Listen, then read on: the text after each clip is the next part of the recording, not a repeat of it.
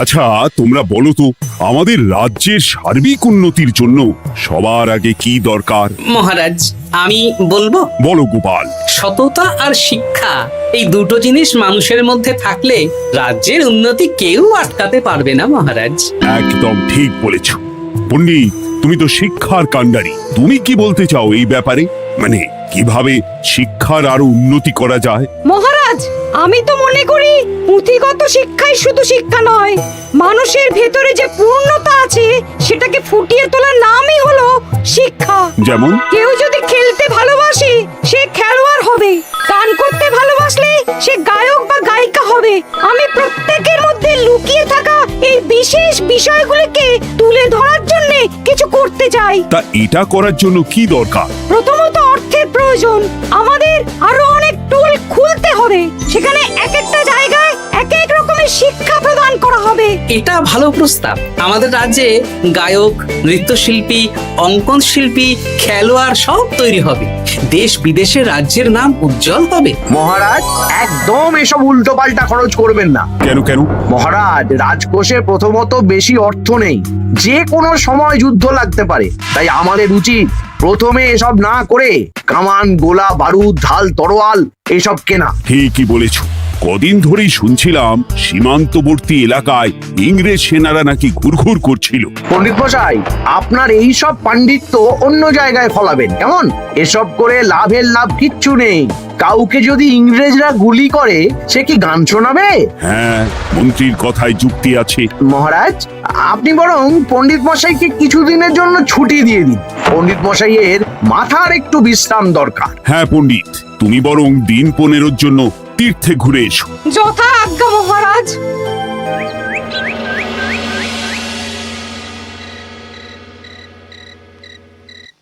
শোনো ভগবান, সকালেই তুমি কাজের কথা বলছিলে, আমি এমন ছক কষেছি কালকে থেকেই তোমার জন্য একটা ভালো বেতনের কাজ জোগাড় করে দেব। শুধু যা বেতন পাবে তার অর্ধেক আমাকে দিতে হবে, কেমন? রাজি রাজি। কি কাজ বলুন? শোনো,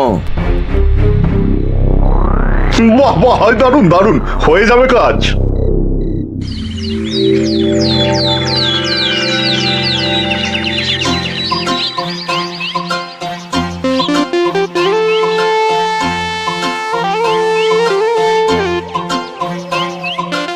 এই সকাল সকাল রাস্তায় ঘুরঘুর করছিস কেন? পড়াশুনো কি শিখেই তুলে দিয়েছিস? পণ্ডিত মশাই তীর্থে গেছেন, এখন আমাদের ছুটি। দুপুর বেলা ভাত, রাতের বেলা রুটি।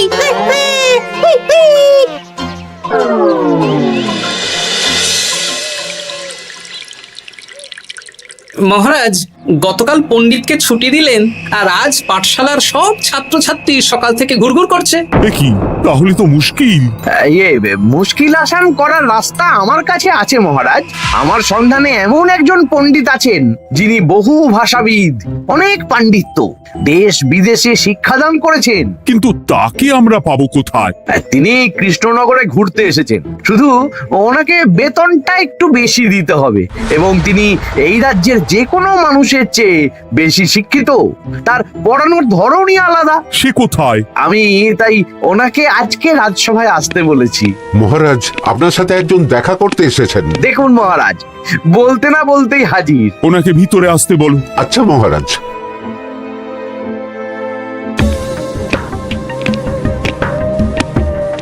প্রণাম কৃষ্ণচন্দ্র, আমাকে আপনার মন্ত্রী ডেকেছেন, তাই এলাম।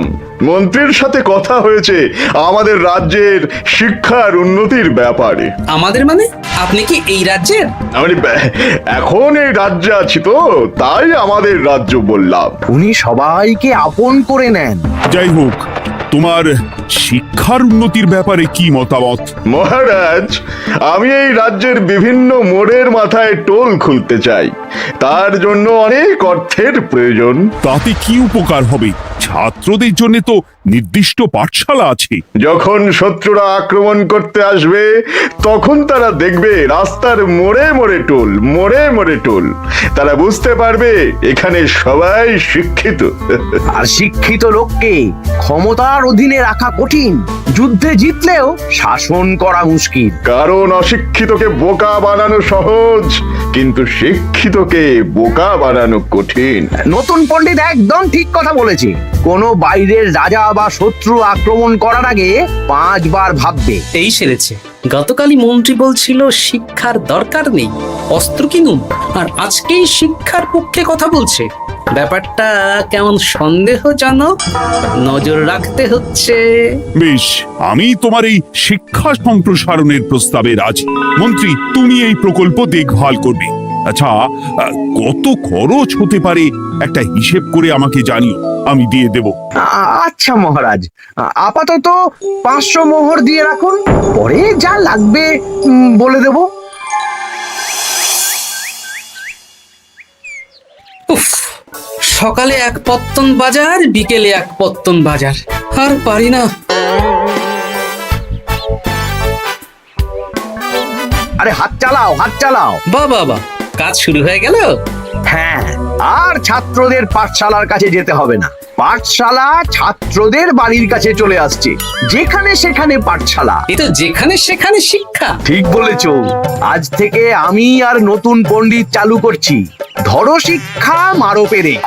শিক্ষাকে ছাত্রছাত্রীদের মধ্যে গেঁথে দিতে হবে। এতদিন জানতাম ধরতক্তা মার পেরে, এখন বদলে যাবে। কিন্তু একটা পণ্ডিত এতগুলো পাঠশালা একা সামলাবে কি করে? খেপে খেপে, মানে সকাল 6টা থেকে 7টা একটা জায়গায়, পরে 7:30 থেকে 8:30 আরেকটা। এইভাবে বিভিন্ন জায়গায় পণ্ডিত ঘুরে ঘুরে শিক্ষাদান করবেন। না, ব্যাপারটার উপরে মহারাজকে নজর রাখতে বলতে হবে। মহারাজ, আমার মনে হয় এই পাঠশালায় আগামীকাল থেকে কেমন পড়াশোনা শুরু হবে, আপনার সেদিকে একটু নজর রাখা উচিত। হ্যাঁ, দেখি আগামীকাল সকাল সকাল বিভিন্ন পাঠশালায় গিয়ে নজর রাখবো। আর হ্যাঁ, আমাকে নতুন পণ্ডিত একটা তালিকা দিয়েছে, কোন পাঠশালায় কখন পড়াবে সেটার তালিকা। আমিও যাব আপনার সাথে।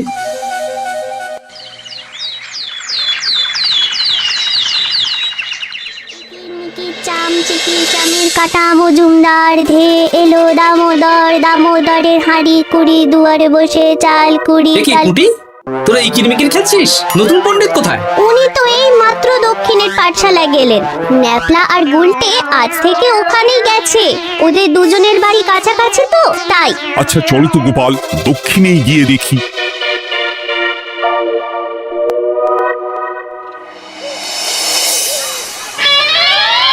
দেখি এখানেও তো নতুন পণ্ডিত নেই।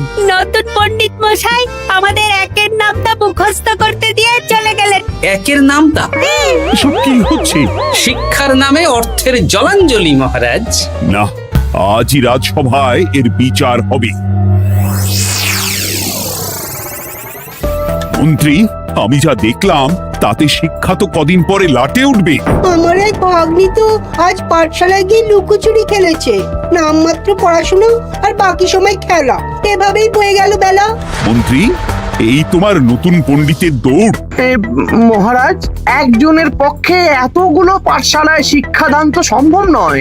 তার জন্য তো আরো পণ্ডিতের প্রয়োজন, আর তার জন্য চাই আরো অর্থ। আবার অর্থ? শুধু মহারাজের অতিরিক্ত অর্থ খরচ হবে বলে আমি আগে এই প্রস্তাবটা রাখিনি। বেশ, তা আর পণ্ডিত কোথায় পাবে? আমাদের নতুন পণ্ডিতের কাছে অনেক পণ্ডিতের সন্ধান আছে। উনি একটা হাঁক মারলেই সব চলে আসবে। বেশ, তাহলে তাই ব্যবস্থা করো। এভাবে শিক্ষার অবনতি আমি চোখে দেখতে পারবো না। আরো 300 মোহর লাগবে। পেয়ে যাবে। এ তো দিনে দুপুরে ডাকাতি। ব্যাপারটা ধরতে হবে, কিছু একটা ঘট তো আছেই। আর নতুন পণ্ডিতদের যদি কোথাও একটু থাকা খাওয়ার ব্যবস্থা করা যায় তাহলে ভালোই হয়। রাজবাড়ির অতিথিশালা তো আছেই, ওখানেই না হয় ব্যবস্থা করে দেব।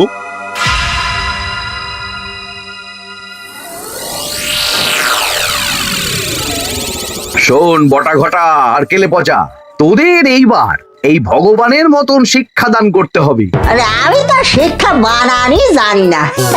সে না জানলেও হবে, শুধু দাড়ি গোঁফ লাগিয়ে নকল পণ্ডিত সেজে কালকে থেকে পাঠশালায় যেতে হবে। কাকে কোথায় যেতে হবে সব আমি বুঝিয়ে দেব। আচ্ছা,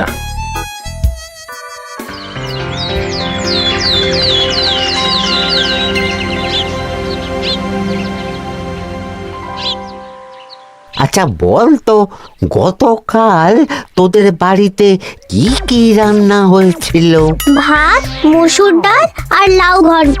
লাউ ঘন্টের মধ্যে চিংড়ি ছিল? না, তা আজকে কি রান্না হবে? আজকে সকালে বাবা বাজার থেকে পাকা কাতলা এনেছে। কাতলা মাছের পাতলা করে ঝোল হবে। আর তোর? আমাদের আজ নিরামিষ, তাই কবজি ডুবিয়ে সবজি ভাতি খেতে হবে। বেশ।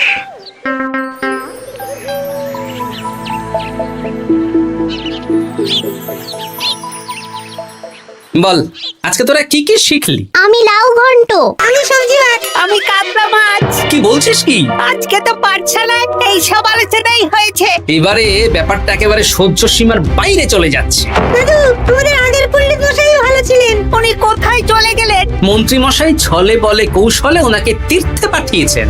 না, এখন আমাকে মন্ত্রী মশাইয়ের উপরে নজর রাখতে হবে।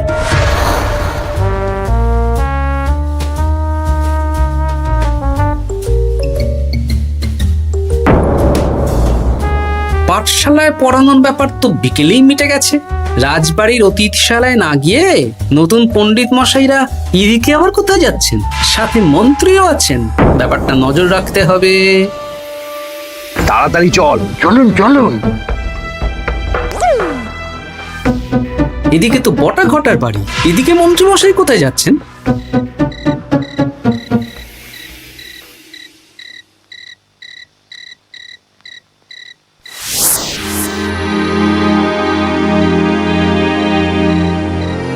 তারপর তোমরা সবাইকে কি শিক্ষা দিলে? শিক্ষে সে আমাদের শিক্ষা নেই, চুরি করে দিন চলে। আমি কি করে শিক্ষা দেব? আরে ছাইপাশ দাড়ি গোঁফ থাকলে কি কুটকুট করে। তা বলেছিস বটা। আরে আরে আহারে করছিসটা কি? ভালো রোজগার পাতি কি তোদের সহ্য হচ্ছে না নাকি? ভগবানকে দেখ, সেই কবে থেকে দাড়ি গোঁফ লাগিয়ে পণ্ডিত মশাই সেজে আছেন। আমারও প্রথম দিন একটু সমস্যা হচ্ছিল, এখন সামলে নিয়েছি। আর আমাদের এই সব আলোচনা একদম করা উচিত না। বলছি মন্ত্রীমশাই, আমি কি শুধু এই পাঠশালাতেই পণ্ডিতের অভিনয় করব, নাকি রাজসভায় বসার সুযোগও পাবো? কালকেই এই ব্যাপারটা দেখছি। আগে তোমাকে রাজসভায় ঢোকাবো, তারপর এক এক করে বটা ঘটা কেলে পচা সব আমার দলের লোককে রাজসভায় ঢুকিয়ে নেব। আর রাজসভার বাকি সদস্যদের ফাঁকা করে দেবেন। একদম তাই। মহারাজ সহজ সরল মানুষ, এটাই একটা বড় সুবিধা। আচ্ছা, এই ব্যাপার। ঠিক আছে, আমি কদিন পরে ঠিক সময়ে একদম হাটে হাঁড়ি ভাঙবো।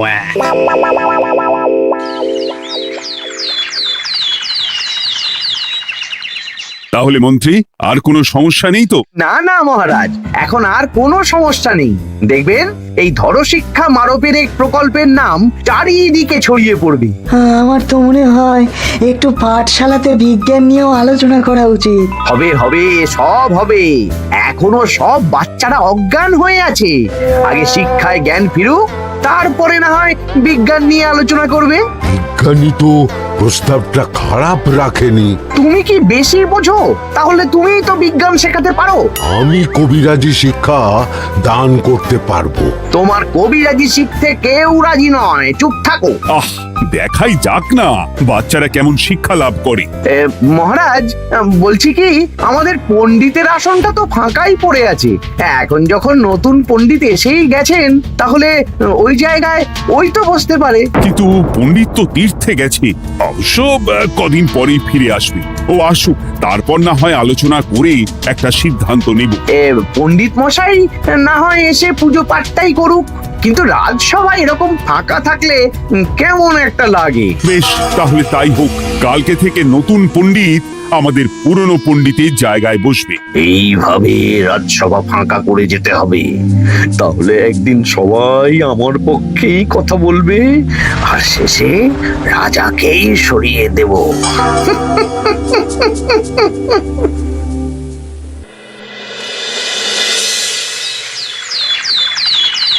মহারাজ, সর্বনাশ হচ্ছে চারিদিকে। চলুন চলুন, আমি পুরো বিষয়টা ধরে ফেলেছি। কি ধরে ফেলেছো? শিক্ষার নামে ষড়যন্ত্র চলছে মহারাজ। রাজসভায় চলুন, সব বলছি। আচ্ছা আচ্ছা, আসছি। হ্যাঁ বলো গোপাল, তুমি কি বলছিলে শিক্ষার নামে ষড়যন্ত্র নাকি? মানে গোপাল মস্করা করছে নাকি? রাজ্যে দারুণ শিক্ষাদান চলছে। মহারাজ, আমি দেখে ফেলেছি আমাদের নতুন পণ্ডিত আসলে কোনো পণ্ডিত নন। ইনি আপনাকে আমাদের সবাইকে বোকা বানাচ্ছেন। তাই নাকি? ডাকো দেখি নতুন পণ্ডিতকে। এই তো মহারাজ, আমি চলে এসেছি। এই তো ইনি বদমাশি করছেন, শিক্ষার্থীদের ভবিষ্যৎ নিয়ে খেলছে। এই বল, আসল কথাটা বল। কি বলবো, এসব ভাড়ামো বন্ধ করো গোপাল। না বললে আমি কিন্তু ধুতি খুলে দেব। এই এই আরে কি হচ্ছেটা কি? এই এই এই এই সরো তো, সরো সরো। কি হলো, কি হলো? এই সেরেছে, গোপাল এসব কি বলছে? বলুন। ভুল বকছে কেন? গোপাল, তোমার কি হলো গো? কি বলছো তুমি? আমার কাছে বৈদ্য, তুমি একটু দেখো তো গোপাল ঠিক আছে তো? এই যে নতুন পণ্ডিত, তুমি তো অনেক ভাষা জানো, তুমি বুঝতে পারছো? মহারাজ, আমি দেখছি গোপালের মনে হয় বিশ্রামের প্রয়োজন। এই এই, তোমরা কয়েকজন মিলে গোপালকে রাজবাড়ির অন্দরমহলে নিয়ে চলো। চলুন, আমি যাচ্ছি। ওহো, গোপালের কি হলো? মাথায় লেগে গেল? ভাষা চলে গেল? সব এই নতুন পণ্ডিতের জন্য।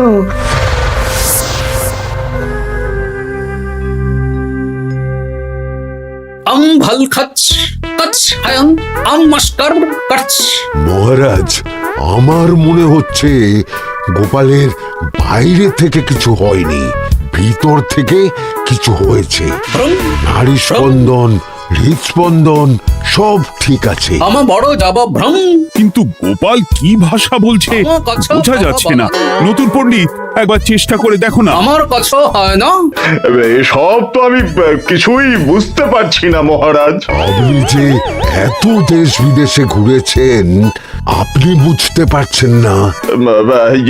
এ আমার এখতিয়ারের বাইরে। তোমার বাকি পণ্ডিতদের নিয়ে আসো তো, যারা পাঠশালায় পড়ায়। আমি বুঝতে পারছি না, বটা ঘটা কেলে পচা কি বুঝবে? আমার বড় যাব ভ্রম। চপ করো ঘট, নল খাব মরব। কিছুই তো বুঝতে পারছি না। রাজসভায় কাউকে না দেখতে পেয়ে এখানে এলাম। ওই তো আমাদের পুরনো পণ্ডিত চলে এসেছে। শুনলাম গোপালের নাকি কি হয়েছে। এই পণ্ডিত, তুমি দেখো তো গোপালের নতুন ভাষা উদ্ধার করতে পারো কিনা। কি গোপাল, তুমি কি ভাষায় কথা বলছো?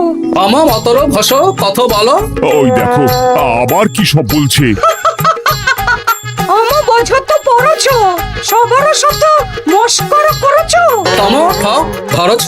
হ্যাঁ, এই পণ্ডিত, এটা কি ভাষা? ঘাবড়াবেন না মহারাজ, এটা পাতি বাংলা ভাষা। বাংলা ভাষা? গোপাল শুধু আকার ইকার উকার আর বেশিরভাগ স্বরবর্ণ বাদ দিয়ে কথা বলছে। মানে গোপাল তম কছ কছ বলো। আমার নাম গোপাল ভর। মহারাজ, গোপাল বলল আমার নাম গোপাল ভর। আমার অত বকনা মহারাজ। এর মধ্যে আকার ইকার উকার এসব বসিয়ে দেখুন তো কি হয়। আমার নাম গোপাল ভাঁড়। আমার নাম গোপাল ভাঁড়। অত, আমি অত, বকা বোকা, নই মহারাজ।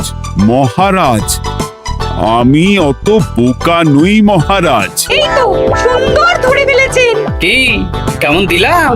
দেখলে, আমাদের রাজ্যে মন্ত্রী ধরে আনা পণ্ডিতের পাণ্ডিত্য। সব এক একটা গাধা। হ্যাঁ, এ কি ভগবান, বটা ঘটা কেলে পচা। মহারাজ, এখান থেকে কি বুঝতে পারলেন? কি? শিক্ষার বাইরেও অন্যভাবে সমস্যার কি করে সমাধান করা যায়, তাও শুধুমাত্র উপস্থিত বুদ্ধি দিয়ে, যেটা আমাদের রাজপণ্ডিতের আছে। তা তো দেখতেই পাচ্ছি। আর সেই জন্যই মন্ত্রী ওনাকে সরাতে চেয়েছিলেন, আর কিছুদিনের মধ্যে সব সভাসদদের সরিয়ে দিতেন। আমি সব মতলব শুনেছিলাম, আর এই দিনটার জন্য অপেক্ষা করছিলাম। আজকেই তো পণ্ডিতের তীর্থ থেকে ফিরে আসার কথা। তাই আজকে এই ছোট্ট নাটকটি করলাম। এবার মন্ত্রী আর এই চারজন নকল পণ্ডিতকে আচ্ছা করে কারাগারে গিয়ে ধোলাই দাও। ধোলাই হলো ওনাদের জন্য উপযুক্ত এবং উচিত শিক্ষা।